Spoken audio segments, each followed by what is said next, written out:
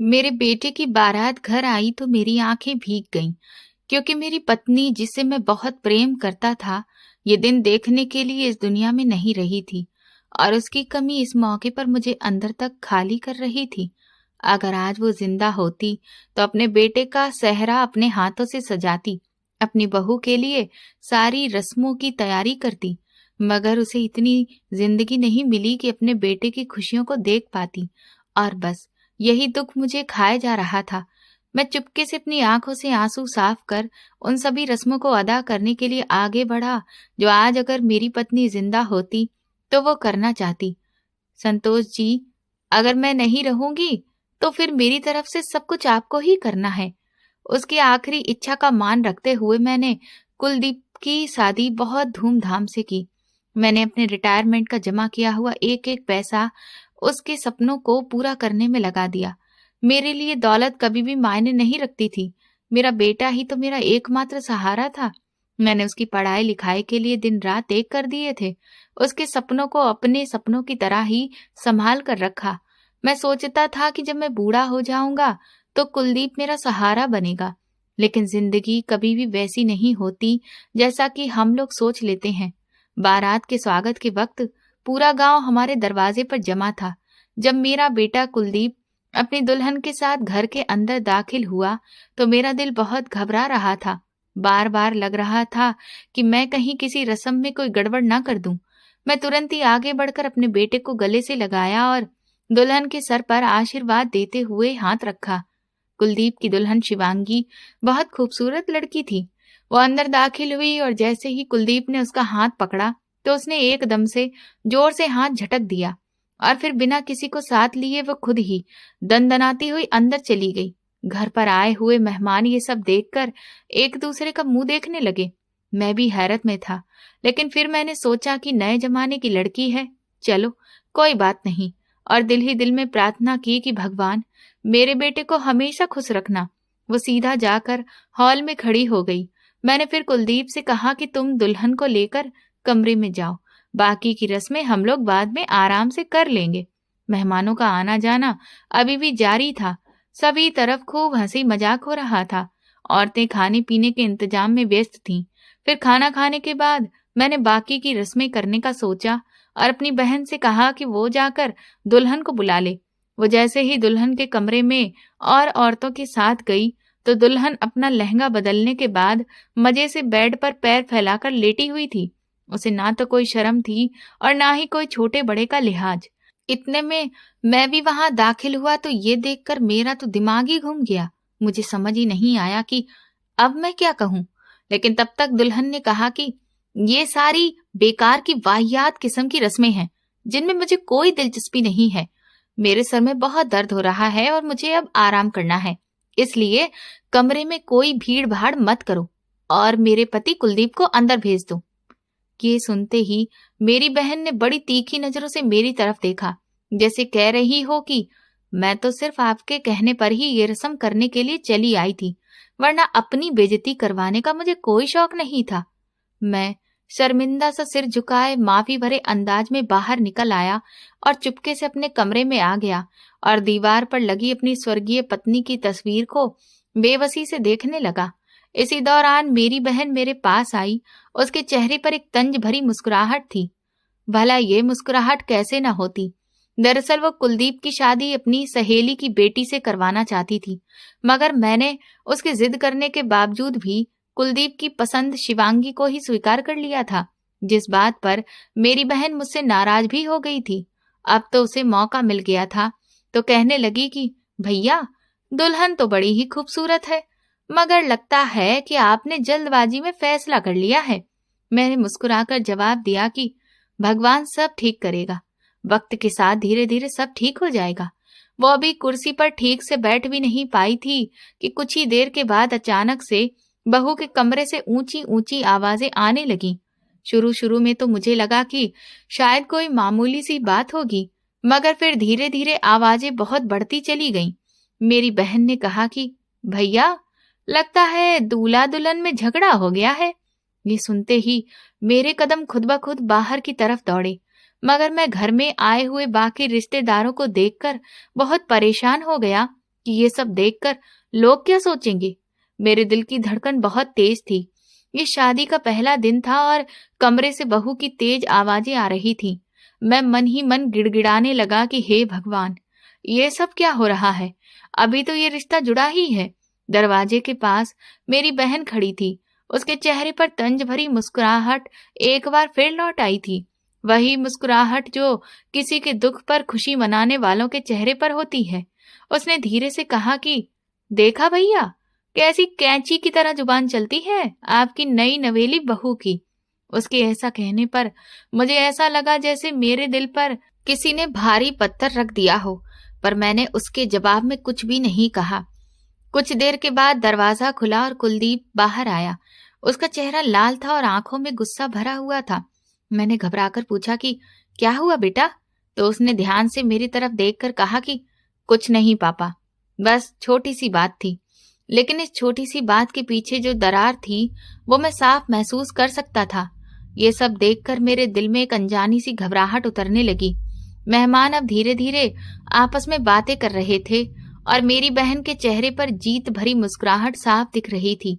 मुझे ये सब बर्दाश्त नहीं हो रहा था। मैं चुपचाप वहां से हट गया।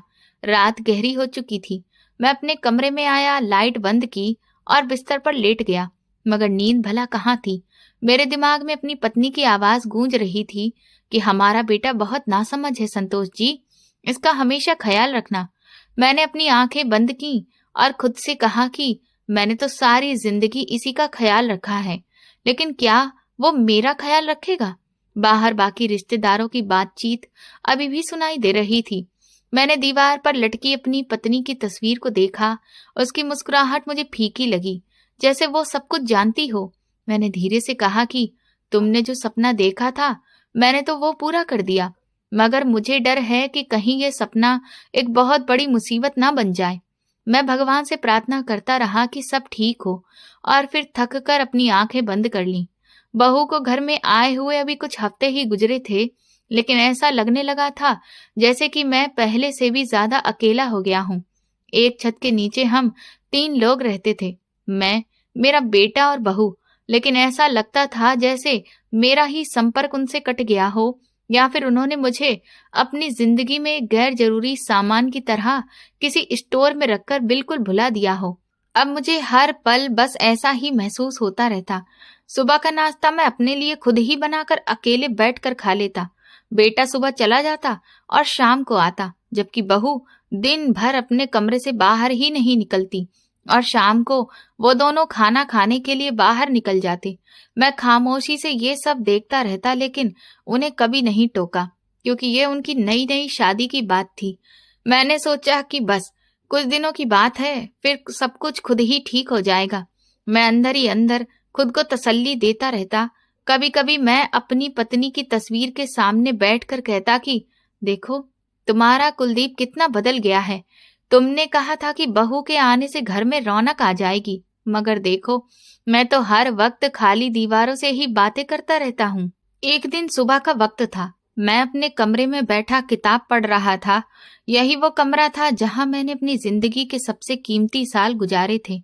ये वो जगह थी जहां मैं अपनी पत्नी को शादी के बाद लेकर आया था, जहां हमारी हंसी की आवाज गूंजी थी, बच्चे की पहली किलकारी सुनाई दी थी और मोहब्बत की वो खुशबू फैली थी जो आज भी उन दीवारों से महसूस होती थी।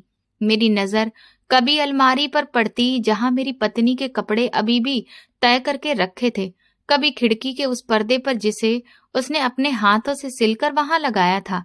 मैंने सोचा ये कमरा सिर्फ 4 दीवारी नहीं है, बल्कि ये मेरी उम्र का वो हिस्सा है जिसमें मैंने जीना सीखा और आज मोहब्बत की उन्हीं यादों के सहारे जी रहा हूँ।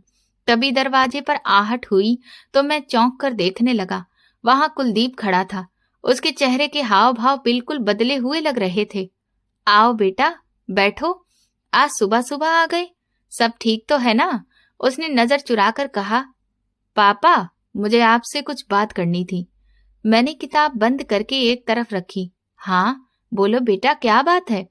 कुलदीप एक पल के लिए सोच में पड़ गया, जैसे वो कहीं खो गया हो। फिर बोला, पापा, पहले दिन से ही शिवांगी उस कमरे में कंफर्टेबल नहीं है।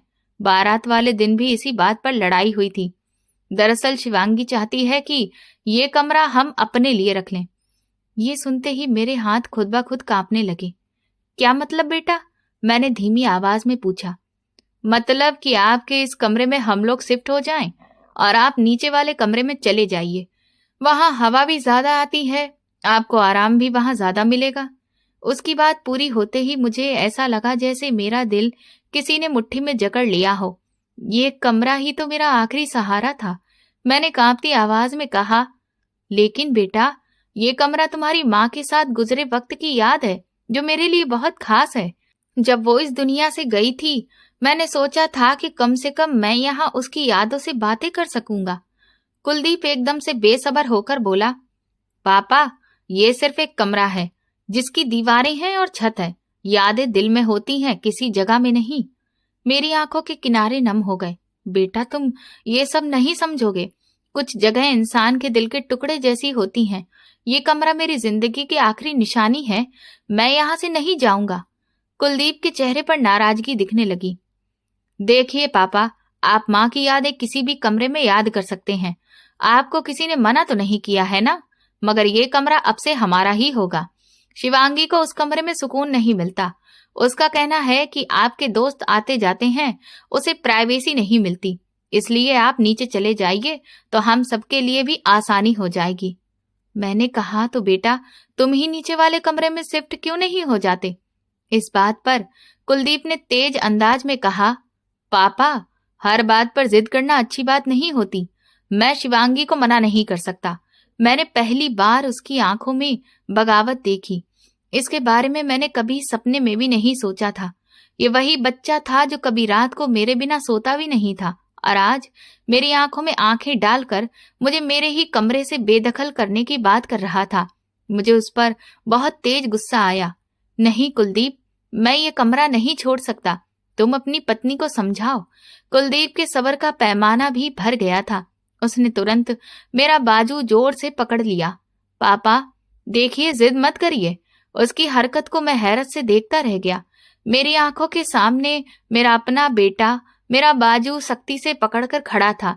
उसके हाथों की पकड़ मजबूत होती जा रही थी। मैंने धीमी मगर टूटी हुई आवाज में कहा, कुलदीप, तुम अपने बाप को धमका रहे हो। मैंने अपने बाजू को उसकी पकड़ से छुड़ाने की कोशिश की और लड़खड़ाकर दरवाजे को पकड़ लिया। मैं दिल ही दिल में कह रहा था, रागिनी, तुम देख रही हो ना, हमारे कुलदीप ने आज मुझे तुम्हारा कमरा छीन लिया है। मैं अपने कमरे के दरवाजे के बाहर खड़ा था और कुलदीप उस छोटे से कमरे में जो नीचे बना था मेरा सामान शिफ्ट कर रहा था। मैं उस कमरे में आया जो कभी स्टोर रूम था, जहां पर एक पुराना पलंग रखा था और एक बल्ब टिमटिमा रहा था। मैंने बैठते ही अपना सिर दीवार से लगा दिया। आंसू रुकने का नाम नहीं ले रहे थे। दिल जैसे कह रहा था कि यही वो वक्त है जब इंसान का अपना घर उसके लिए पराया हो जाता है। रात हुई तो पूरे घर में खामोशी पसरी थी। ऊपर के कमरे से कभी कभी कुलदीप और उसकी पत्नी की बातों की आवाजें आती और मुझे लगता जैसे वो आवाजें मेरे सीने पर गड़ रही हैं। मैंने आंखें बंद कर ली, मगर यादों के पन्ने खुलते चले गए। रागिनी की हंसी, कुलदीप का बचपन, उसकी पहली जिद, पहली बार उसका स्कूल जाना, और अब वही बच्चा मुझे मेरे ही कमरे से निकाल चुका था। मैंने धीमे से कहा, हे भगवान, मैंने इस बच्चे के लिए अपनी जिंदगी के सारे सपने कुर्बान कर दिए, और तुम देख रहे हो ना कि उसने मेरे प्यार का ये सिला दिया। आंसू लगातार गालों पर बह रहे थे और मेरा दिल खामोशी में चिल्ला रहा था। उस छोटे अंधेरे कमरे में मेरा दम घुटने लगा था। मैं उस रात देर तक जागता रहा और रोता रहा। मैंने सोचा, क्या यही वो सहारा था जिसके लिए मैंने जिंदगी भर मेहनत की? एक बाप के दिल में बहुत गुंजाइश होती है। मैं अपने कमरे का दुख धीरे धीरे भूलने लगा। दिल में जो थोड़ी सी रंजिश बहू और बेटे की तरफ से आई थी, वो भी मिटने लगी और मैं थोड़ा थोड़ा निश्चिंत होने लगा कि तभी अचानक से मेरे एक बचपन के दोस्त की कॉल आई। उसने मुझसे कहा कि मैं तुम्हारे घर पर आ रहा हूँ। मुझे लगा जैसे खुशियां मेरी जिंदगी में फिर से लौट रही हैं। मैं तुरंत बाजार गया और खाने पीने की चीजें लाकर किचन में रख दी। कुछ ही देर के बाद मेरा दोस्त आ गया। मैं उसे लेकर अपने कमरे में गया और उसके साथ ढेर सारी बातें की। ऐसा लगा जैसे मेरे वही पुराने दिन लौट आए हों। सच कहूं तो बेटे की शादी के बाद मैं आज इतना खुश था मैं जल्दी से अपनी बहू के कमरे में गया और कहा कि बेटी जरा चाय बना दो, मेरा बचपन का दोस्त आया है। तो वो झल्लाकर कहने लगी, मेरी तबीयत ठीक नहीं है, आप जाइए और खुद ही बना लीजिए। मैं तो उसकी ये बात सुनकर दंग रह गया। मेरे मुंह से एक शब्द नहीं निकला। फिर मैं चुपचाप किचन की तरफ गया। मेरे हाथ कांप रहे थे। मैंने चाय का बर्तन निकाला, पानी रखा और उसे चूल्हे पर चढ़ा दिया। मेरे दिल में एक बात पक्की थी कि अपने दोस्त के सामने मैं अपने घर की इज्जत को दागदार नहीं होने दूंगा। मैंने चाय बनाई, कप में डाली और एक झूठी मुस्कुराहट चेहरे पर सजाकर वापस कमरे में आ गया। मैंने चाय उसके सामने रखी। जब मेरा दोस्त चला गया तो मैं इस अफसोस से अभी निकल भी नहीं पाया था कि तभी कुलदीप आकर बोला, पापा आपसे एक बात कहूं? मैंने पलटकर उसे देखा तो वो दरवाजे के पास ही खड़ा था। आइंदा से अपने फालतू दोस्तों को घर के अंदर मत लाया करिए। अगर आपको बहुत ही शौक है तो उनसे बाहर जाकर मिल लिया करिए। मुझे ऐसा लगा जैसे मेरे कदमों के नीचे से जमीन निकल गई। एक पल के लिए मैं कुछ भी बोल नहीं सका। मेरे सामने मेरा अपना बेटा खड़ा था जो आज मुझसे कह रहा था कि मेरे दोस्त यहाँ ना आए। मेरी आंखें उसके चेहरे पर जमी रहीं। दिल में तूफान उठा मगर जुबान बंद रही। मैंने धीमी आवाज में कहा, बेटा वो मेरा पुराना दोस्त है जिसने मेरे मुश्किल वक्त में मेरा साथ दिया है, जिसके साथ मैंने अपनी जिंदगी गुजारी है। तुम्हारी माँ के जाने के बाद यही दोस्त तो मेरे दिल का सहारा बने हैं। कुलदीप ने कंधे उचकाकर कहा, पापा रोज रोज लोगों का आना जाना अच्छा नहीं लगता, आपको खुद ही समझना चाहिए। उसके शब्द मेरे सीने पर जख्म बनकर गिरे। मैंने धीरे से कहा कि ये मेरा घर है बेटा, मैं यहाँ जिसे चाहूं बुला सकता हूँ।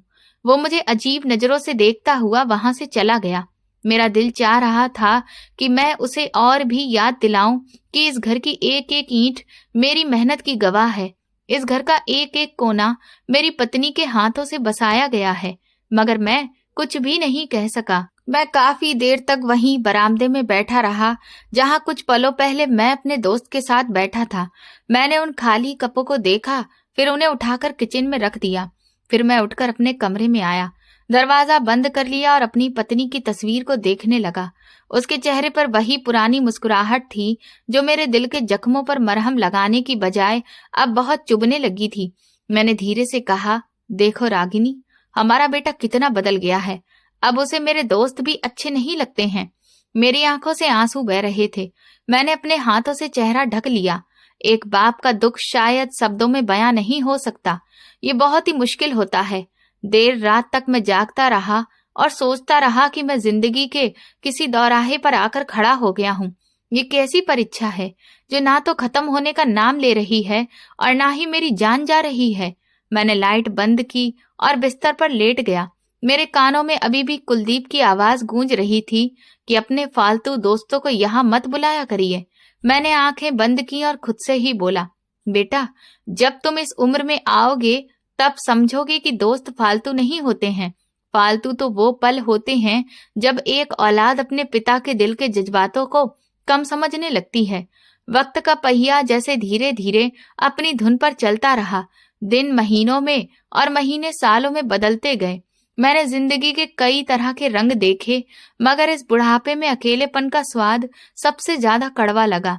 कुलदीप की शादी को 3 साल होने को आ गए थे। भगवान ने उसे 2 प्यारे बच्चे दिए थे, एक बेटा और एक बेटी। जब पहली बार मैंने उन दोनों को अपनी गोद में लिया था तो मेरे अंदर जैसे एक नई जिंदगी ने सांस ली। मुझे लगा शायद अब मेरा कुलदीप बदल जाएगा, क्योंकि वो खुद एक बाप बन चुका है। ये वही बेटा है जो कभी अपनी माँ के जाने के बाद मेरे कंधे से लगकर रोता रहता था। शायद अब वो खुद पिता बनकर मुझे समझने लगे। मेरा दिल चाहता था कि मैं अपने पोते और पोती के बचपन के हर एक पल को अपने दिल में कैद कर लूं। मैं उनके लिए खिलौने लेकर आता, कभी छोटे कपड़े तो कभी मिठाइयाँ। जब वो दोनों मेरे कमरे में आते तो मेरे कमरे का सूनापन जैसे बाहर में बदल जाता। उनका हंसना, तोतला कर बोलना मेरे दिल की गहराइयों में उतर कर वो खुशबू जगा देता जो बरसों पहले रागिनी की मुस्कुराहट से आई थी। मैं अक्सर उनसे कहता कि मेरे बच्चों, तुम्हारी दादी अगर आज जिंदा होती तो वो तुम्हें खूब प्यार करती। वो हंसते और मैं उनकी हंसी में अपनी खुशियों को ढूंढ लेता। शुरू शुरू में कुलदीप कभी कभार मेरे कमरे में आ जाया करता था, मेरा हालचाल पूछ लेता था और फिर जल्दी से चला जाता था। मैं उसकी व्यस्तता को समझने की कोशिश करता और सोचता कि नई जिम्मेदारियां हैं, पत्नी और बच्चों का ध्यान भी रखना पड़ता है। मैं खुद को तसल्ली देता कि ये सब शायद उसकी आदत है, मगर धीरे धीरे मुझे महसूस होने लगा कि वो व्यस्त नहीं है, बल्कि वो मुझसे दूरी बढ़ा रहा है। अब तो ऐसा लगता था जैसे मैं उसके लिए इस घर का हिस्सा ही नहीं रहा। एक ही छत के नीचे रहते हुए भी मैं किसी अजनबी की तरह बर्ताव सह रहा था। कभी सुबह जब वो ऑफिस के लिए निकलता तो मैं दरवाजे पर बैठा होता। वो पास से गुजर जाता, मगर नजरें उसकी कहीं और ही होती। कभी कभार मुझे खुद ही उसका हालचाल लेना पड़ता। तब वो बस औपचारिकता से भरा जवाब देता और तेजी से आगे बढ़ जाता। मेरे दिल में चुभन होती, मगर मैंने कभी शिकायत जुबान पर नहीं लाई। मैं उस तरह का पिता था जो शिकायत नहीं करता, बस दिल के बोझ को सीने में छुपा लेता है। मैंने अपनी जिंदगी में अपने पिता से कभी ऊंची आवाज में बात नहीं की थी, मगर अब वो जमाना बदल चुका था। मैं देखता था कि कुलदीप अपने बच्चों के साथ हंसी खुशी वक्त गुजारता, पत्नी के साथ भी खूब हंसता, मगर जब मेरी तरफ नजर पड़ती तो चेहरे पर एक गंभीरता आ जाती, जैसे कि मैं उसकी खुशियों के नजारे में फिट नहीं बैठता हूँ। कई बार मैंने चाहा कि मैं खुद उसके पास जाकर बैठूं, उसके सर पर हाथ रखूं, उससे बातचीत करूं, मगर वो हमेशा जल्दबाजी में होता।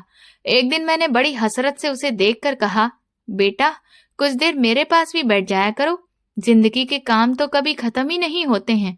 उसने फोन से नजर हटाए बिना ही कहा, पापा मैं थोड़ी देर में अभी आता हूँ। फिर वो चला गया और मैं देर तक दरवाजे की तरफ देखता रहा। उसके इस तरह के व्यवहार ने मेरी सेहत पर बहुत बुरा असर डाला। फिर वो वक्त आया जब मेरी सेहत और ज्यादा कमजोर होने लगी। बुढ़ापा तो खुद एक बीमारी होता है, मगर जब दिल टूटा हो तो शरीर हाल चाल कभी भी नहीं पूछता। एक दिन बुखार इतना बढ़ गया कि मैं खुद चलकर दवा भी नहीं ले सका। सोचा कुलदीप को आवाज लगा दूं, मगर जुबान जैसे बेजान सी हो गई थी। अगले दिन मैं गिरते पड़ते खुद ही डॉक्टर के पास गया, लेकिन कुलदीप ने घर आकर भी मेरी तबीयत के बारे में नहीं पूछा, तो मैं बहुत ज्यादा उदास हो गया। कुछ दिनों के बाद मैंने महसूस किया कि बच्चे मेरे कमरे में अब कम आने लगे हैं। पहले वो रोज सुबह दौड़ते हुए मेरे पास आते थे और मेरा हाथ पकड़ लेते थे। कभी वो मेरी छड़ी उठाकर इधर उधर रख देते थे, तो कभी मेरे चश्मे को छुपा देते थे। मैं उनकी शरारतों में जीने का बहाना ढूंढ लेता था, मगर अब वो नजर ही नहीं आते थे। एक दिन मैंने बहू से पूछा, बेटी बच्चे आजकल मेरे पास नहीं आते हैं, सब ठीक तो है ना? वो कहने लगी, पापा आप बीमार रहते हैं, डॉक्टर ने कहा है कि बच्चों को ज्यादा आपके करीब नहीं आने दिया जाए, कहीं उनको भी कोई वायरस ना लग जाए। मैंने उसकी इस बात पर कुछ भी नहीं कहा, मगर दिल में जैसे दर्द की एक गहरी लहर उठी। मन तो किया कि उसे 2-4 बातें सुना दूं, मगर उसकी जुबान लड़ाने की आदत तो मैं पहले से ही देख चुका था। बस यही सब सोचकर मेरी हिम्मत ही नहीं हुई। शाम को कुलदीप आया तो मैंने शिकायत की, बेटा थोड़ी देर बच्चों को मेरे पास भेज दिया करो, मेरा दिल बहल जाता है। तो वो बड़ी ही बेपरवाही से बोला, बच्चे छोटे हैं और मैं नहीं चाहता कि वो भी बीमार पड़ जाएं। मैंने भरे दिल से कहा कि बेटा भगवान न करे, लेकिन मुझे ऐसी कोई भी खतरनाक बीमारी नहीं है, बस जरा सी कमजोरी है। लेकिन उसने मेरी बात सुनी अनसुनी कर दी और फोन कान से लगाकर कमरे से बाहर चला गया। मैं देर तक दरवाजे की तरफ देखता रहा, वो दरवाजा जिससे कभी 2 नन्हे वजूद भागते हुए आते थे और मेरे गले से लग जाते थे। लेकिन अब एक ही छत के नीचे रहते हुए मैं उनके चेहरों को भी देखने के लिए तरसने लगा था। दिन गुजरते गए, बीमारी बढ़ती गई। अब मैं ज्यादातर वक्त बिस्तर पर ही गुजारने लगा था। घर का नौकर मेरे कमरे में आता, वही मेरा खाना भी रख देता और मुझे दवा भी पकड़ा जाता। लेकिन अपने बेटे और पोता पोती के कदमों की आवाज सुनने के लिए मेरे कान तरस गए थे। जिस बेटे के लिए सारी जिंदगी मैंने कमाई की, जिसके सपने पूरे किए, वो आज मेरे कमरे की दहलीज तक ना तो खुद आता था और ना ही अपने बच्चों को आने देता था। मैं इस बात पर बहुत ही तड़पता रहता। एक रात बुखार इतना तेज चढ़ा कि मेरा सांस लेना ही मुश्किल हो गया। मैंने बड़ी मुश्किल से दरवाजे की तरफ देखा, शायद वहां से कुलदीप आ जाए, मगर मेरी आंखें तरसती रहीं और आंसू बहने लगे।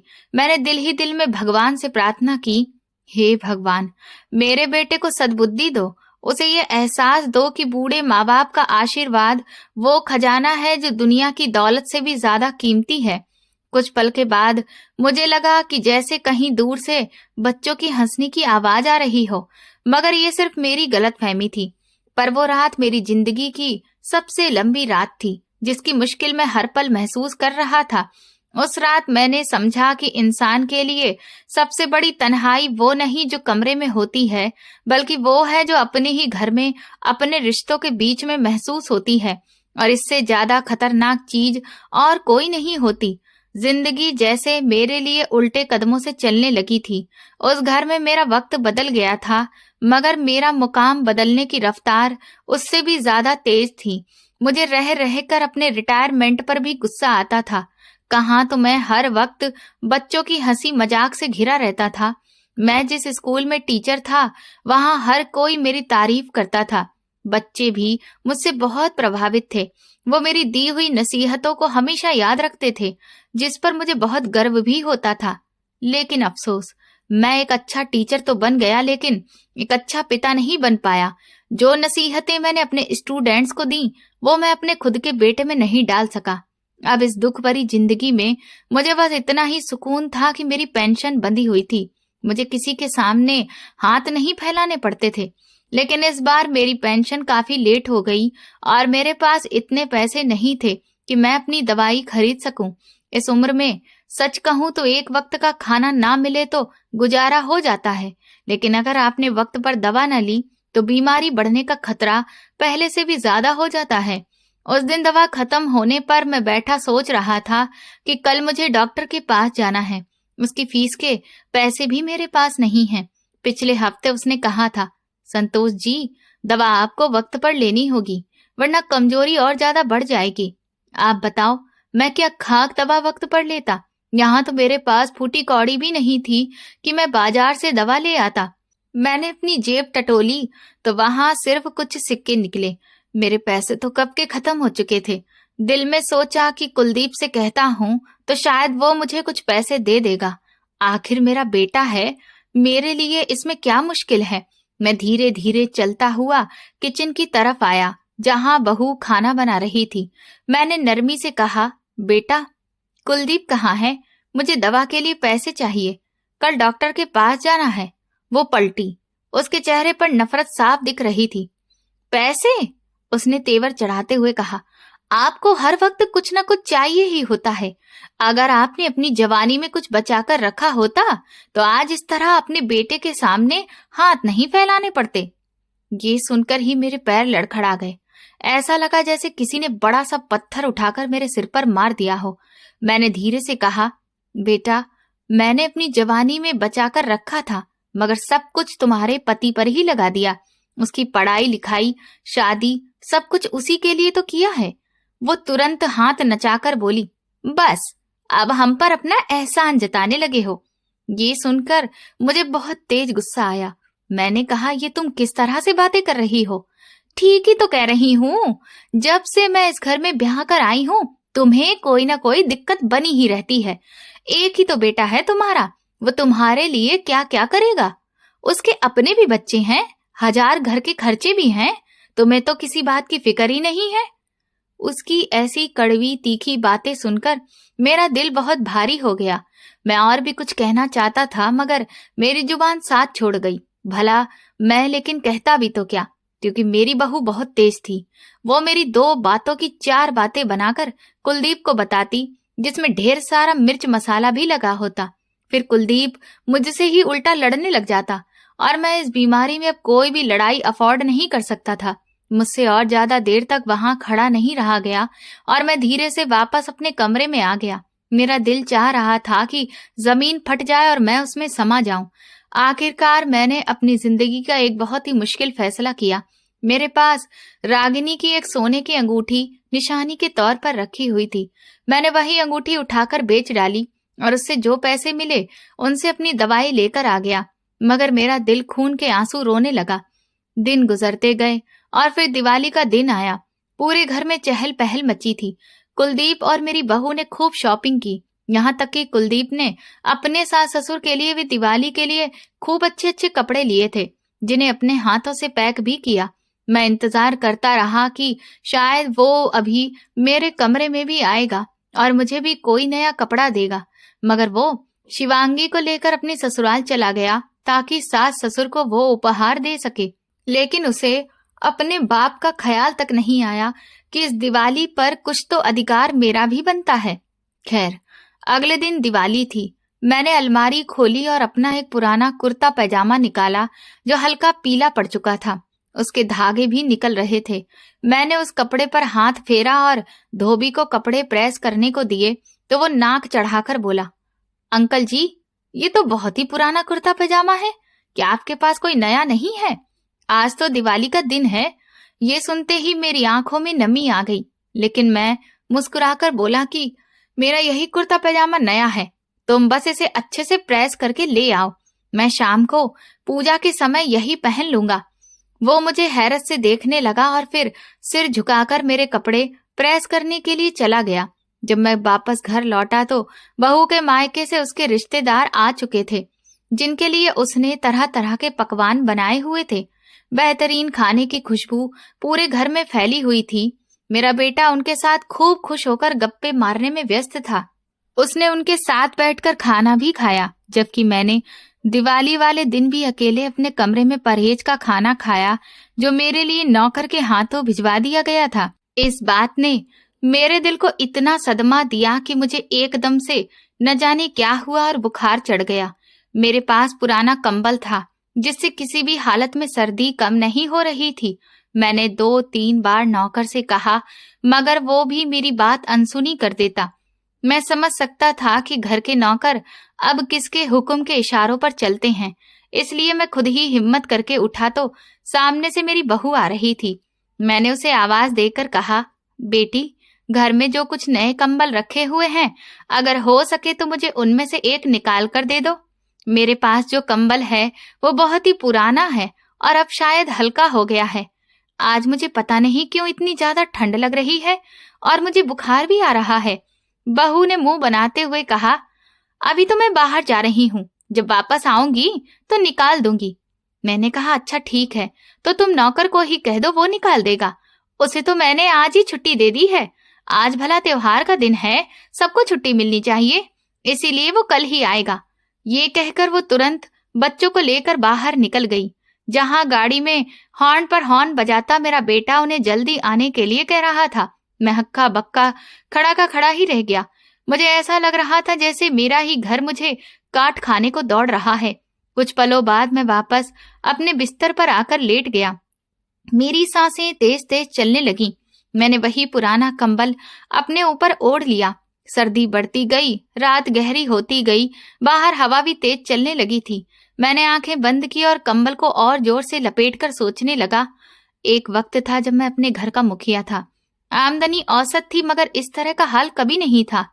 आज तो दवा के लिए पैसे नहीं, दिवाली पर पुराने कपड़े और सर्दी में फटा कंबल मेरा नसीब बन चुका था। मैंने धीमी आवाज में कहा, हे भगवान, मेरा बेटा भूल गया है कि मैंने उसे कैसे पाला था। मैं बुरी तरह से रोने लगा। अगली सुबह मैं अपने दोस्त के पास गया और उससे कुछ पैसे उधार मांगे। वह हैरानी से मेरी तरफ देखने लगा कि जिसका बेटा खुद कमा रहा है, उसका पिता आखिर पैसे उधार क्यों मांग रहा है, और फिर पेंशन भी तो मिलती है। उसने मेरे कंधे पर हाथ रखा और बोला, सच बताओ, आखिर बात क्या है? शायद मैं तुम्हारी मदद अच्छे से कर सकूं। हमदर्दी के 2 बोल सुनकर उसके सामने मैं अपने आंसू नहीं रोक सका, और फिर मैं अपनी बहू के उस घर में कदम रखने के बाद से लेकर अब तक जो भी उस घर के हालात थे वो मैंने सब उसके सामने खोल कर रख दिए। उसने मेरी बात सुनी तो बड़े ही अफसोस से सिर हिलाया और फिर उसने अपने घर से एक बहुत ही अच्छी नई रजाई और कंबल निकालकर खुद मेरे कमरे में मुझे छोड़कर आया। लेकिन मेरे कमरे से जाते जाते उसने एक बात बहुत ही पते की कही, संतोष, जब तक तुम्हारी जिंदगी है अपने इस घर को बेटे के नाम मत करना, वरना वो तुमसे ये छत भी छीन लेगा। जाने क्यों उसकी बात मेरे दिल की गहराई में जाकर बैठ गई। ये तो मैंने कभी सोचा भी नहीं था, लेकिन फिर मैंने अपने आप को ये सुकून दिलाया कि कुलदीप इस हद तक तो नहीं गिर सकता। लेकिन मैं नहीं जानता था कि अभी मेरे मुश्किल के दिन खत्म नहीं हुए हैं। एक दिन कुलदीप मेरे पास आया। उसके चेहरे पर परेशानी थी। जिसे देखकर मैं भी फिक्र में पड़ गया। मैंने उससे पूछा कि बात क्या है, तुम्हारा चेहरा इतना उतरा क्यों है? तो वो बोला, पापा मुझे पैसों की सख्त जरूरत है, आप ये घर जो कि आपके नाम पर है वो मेरे नाम कर दीजिए। लेकिन बेटा, तुम ये घर अपने नाम करवाकर क्या करोगे? मैं इसे बेचकर एक फ्लैट खरीदूंगा और बाकी के पैसे मैं अपने नए कारोबार में निवेश करना चाहता हूँ। उसकी बात सुनकर मैं परेशान हो गया। मैंने मना करते हुए कहा कि मैं ये घर किसी भी हाल में बिकने नहीं दूंगा। मैंने ये घर बड़ी मुश्किल से बनाया है और सबसे बढ़कर इस घर में तुम्हारी माँ की यादें बसी हैं। मैं मरकर तो इस घर से निकल सकता हूँ, मगर अपने जीते जी मैं इस घर को छोड़ने का ख्याल भी दिल में नहीं ला सकता। तुम्हें अगर पैसे चाहिए तो उनका इंतजाम किसी और तरीके से करो। मेरे सपनों जैसे घर को तोड़कर तुम्हें क्या मिलेगा? कुलदीप के चेहरे का रंग तुरंत बदल गया। पापा, आप हर बात में जिद क्यों करते रहते हैं? मैंने कहा ना कि मैं नौकरी छोड़कर अपना खुद का बिजनेस शुरू करना चाहता हूँ। जमीन गिरवी रखकर मुझे लोन भी मिल जाएगा और मैं एक पॉश एरिया में अपनी जरूरत के हिसाब से एक छोटा सा फ्लैट भी देख चुका हूँ। आपको दिक्कत क्या है? मैंने गुस्से में कहा कि बात दिक्कत की नहीं है कुलदीप, बात उसूलों की है। उसका सबर जवाब दे गया। वो एकदम मुझ पर चिल्लाने लगा, पापा मकान तो आपको मेरे नाम पर करना ही पड़ेगा। लेकिन कुलदीप, तुम ये कैसी बातें कर रहे हो? कोई जबरदस्ती है क्या? अगले ही पल मैं हैरान रह गया। मेरे बेटे ने, मेरे अपने खून ने मेरा बाजू पकड़ा और मेरे सिर पर जूता खींचकर मार दिया। एक दो नहीं बल्कि कई बार। मैं लड़खड़ाकर गिर गया। मेरी आंखों के सामने अंधेरा छा गया। मैं ये सोच भी नहीं सकता था कि अभी मेरे साथ क्या हो गया था। सीधी तरह से इन कागजों पर साइन कर दो, वरना फिर मुझसे बुरा कोई नहीं होगा। उसके अंदाज का जहर मेरे दिल पर जाकर लगा। मैं फर्श पर गिर पड़ा था, मगर शरीर से ज्यादा मेरी आत्मा जख्मी हो गई थी। न जाने क्यों मुझे बिल्कुल भी रोना नहीं आया। मेरी आंखें जैसे पत्थर हो गईं। फिर मैंने उसके चेहरे की तरफ देखा, मगर वहां कोई भी पछतावा नहीं था, सिर्फ गुस्सा और बगावत थी। मैंने टूटे हुए दिल के साथ उठकर कागज पकड़े और कलम हाथ में ली, और फिर मैंने अपनी आखिरी जमा पूंजी, अपना और रागिनी के सपनों जैसा ये घर उसके नाम पर कर दिया। उसने सभी कागजों पर मेरे साइन लिए और फिर खुशी खुशी बाहर चला गया। लेकिन न जाने क्यों मेरा दिल ही उठ गया। मैं चुपचाप उस घर से निकल आया। मैं गेट खोलकर बाहर गली में आ गया और एक आखिरी नजर मैंने अपने घर पर डाली।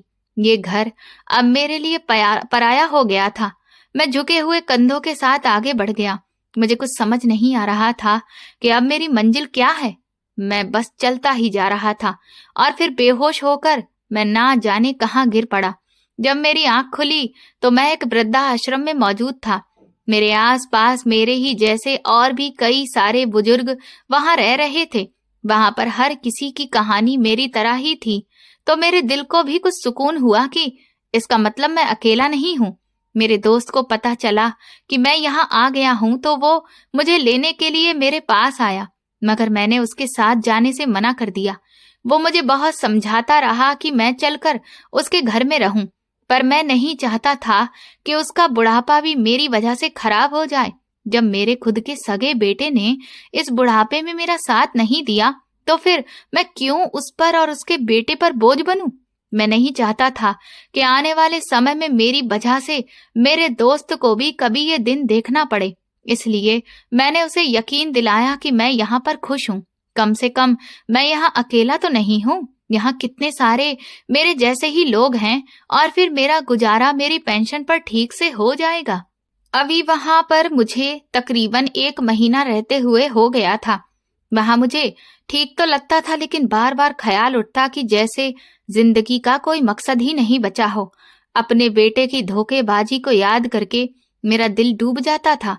फिर एक दिन हमें बताया गया कि कुछ लोग हमसे मिलने के लिए आ रहे हैं, जो हम जैसे बुजुर्गों के लिए डोनेशन भी देते हैं और हमारी जरूरत का कुछ सामान भी दान करते हैं। जब वो लोग वहां आए तो पता चला कि वो दोस्तों का एक ग्रुप है जो आज कामयाब होकर अच्छी पोस्ट पर काम कर रहे हैं। उनमें से कोई डॉक्टर था तो कोई इंजीनियर और कोई अफसर भी था। जब मैंने उन बच्चों को देखा तो मेरी आंखें भर आईं। मैं सोचने लगा कि ये भी तो किसी की औलादे हैं। लेकिन देखो, उनके दिल में ना सिर्फ अपने माँ बाप के लिए बल्कि अपने माँ बाप की उम्र के हम जैसे लोगों के लिए भी कितना प्यार और सम्मान है। और एक मेरा बेटा जिसे अपने खुद के सगे बाप से भी कोई मतलब नहीं। मुझे वो घर छोड़े हुए कितने दिन हो गए, लेकिन उसने आज तक मुझे पलट कर भी नहीं देखा। मेरे घर छोड़ देने से वो तो उल्टा बहुत खुश होगा कि उसके सिर से एक बहुत बड़ा बोझ उतर गया। मैं यही सब सोच रहा था कि तभी उस ग्रुप में से एक नौजवान मेरे पास आया और उसने मेरे हाथों पर शॉल रखी। मैंने भरी हुई आंखों से उसकी तरफ देखा और शॉल लेकर वापस अपना चेहरा नीचे कर लिया, लेकिन वो नौजवान एकदम से मेरे सामने ही बैठ गया और मुझे ध्यान से देखने लगा। मैं हैरान हुआ कि वो भला मुझे इस तरह से क्यों देख रहा है। उसने एकदम से पूछा, आपका नाम क्या है अंकल? मैंने उसे अपना नाम बताया तो एकदम से उसके चेहरे पर खुशी की लहर दौड़ गई। उसने अपने साथ आए हुए बाकी दोस्तों को भी आवाज देकर एक एक करके बुलाया। मैं हैरान था कि आखिर ऐसा क्या हो गया।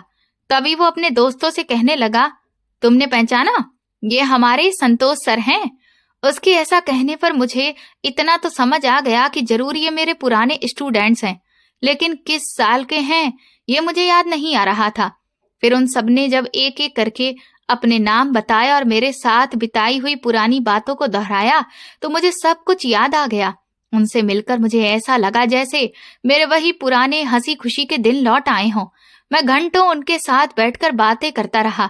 उन्होंने मुझे वहां देखा तो वो पूछने लगे कि आप भला यहाँ इस हाल में अकेले क्यों हैं?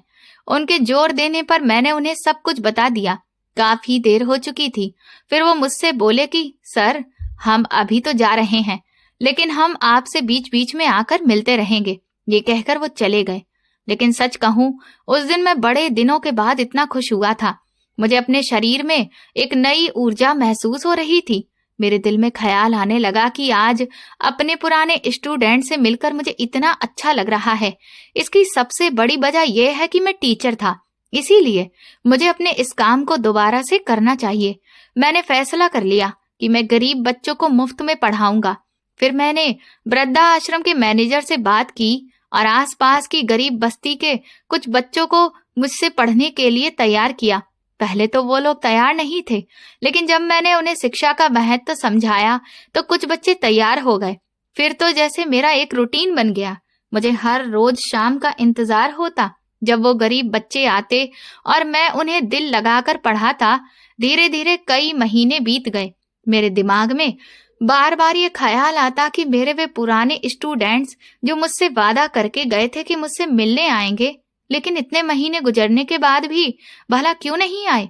फिर मैंने अपने आप को समझाया कि जब मेरे प्रति अपने कर्तव्य को मेरे बेटे ने नहीं निभाया तो मैं उन बच्चों से क्यों इस तरह की उम्मीद लगाकर बैठा हूँ। वो भी अपनी जिंदगी में व्यस्त हो गए होंगे।